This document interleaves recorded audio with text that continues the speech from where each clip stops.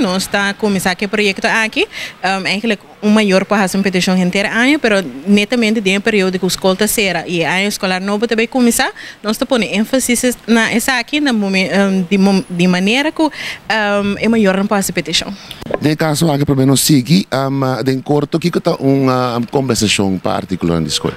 Ok, no momento que o maior faz uma petição, na qual nós podemos ajudar com ele, tá material para a escola, no sentido de itui, lineal, calculator, pen, potlood, etc. Nós temos uniforme também para a escola e também cats, task jeans.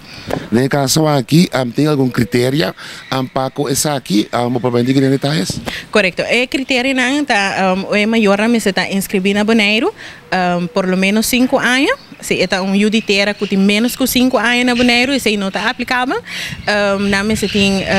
Nós temos diferentes range de entrada de casa. Em caso que me pode saber um maior, ou em caso de família que tem UU, é range está 1254, 2 U está 1380, então 3 U of mais está 1505. Isso significa que depende de quanto U tem na casa, então essa é a entrada neto de casa, mas está boa de montante, como mencionei. Onde que sabe que tem algum documento não começa a entregar? Correto. O documento não está entrada de maior, então comprovante de entrada e último 2 bankafschriften. Então também é comprovante que ajuda a inscrever na escola avançada. Então se importa é inscrever formulário de escola, em caso que seja SGB ou liceu, ou é último rapporto de EU.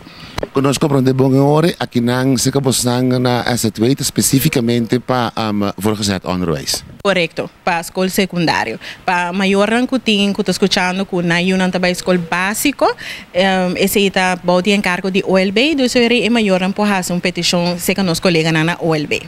Voor que dia a maior rampa começar a ser parte de aplicação em hora para compensação? Ok, para a parte básica, nós colegas de OLB a começar acaba, pero para a parte de escola secundária, nós também começar junto com os colegas na OLB, nós está começando na Rincón, dia 7, 8 e 9 de junho, entre 3 horas para 8 horas da noite.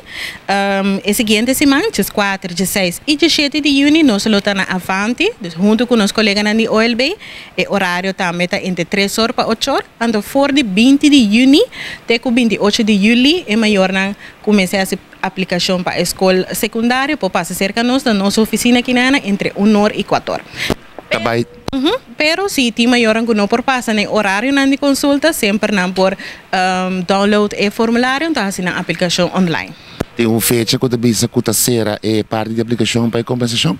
Bom, a campanha aqui é específica, não sei se será 28 de julho, então o último dia que por fazer petição, pero maneira mais bisa, na inteira ano, o maior por fazer petição.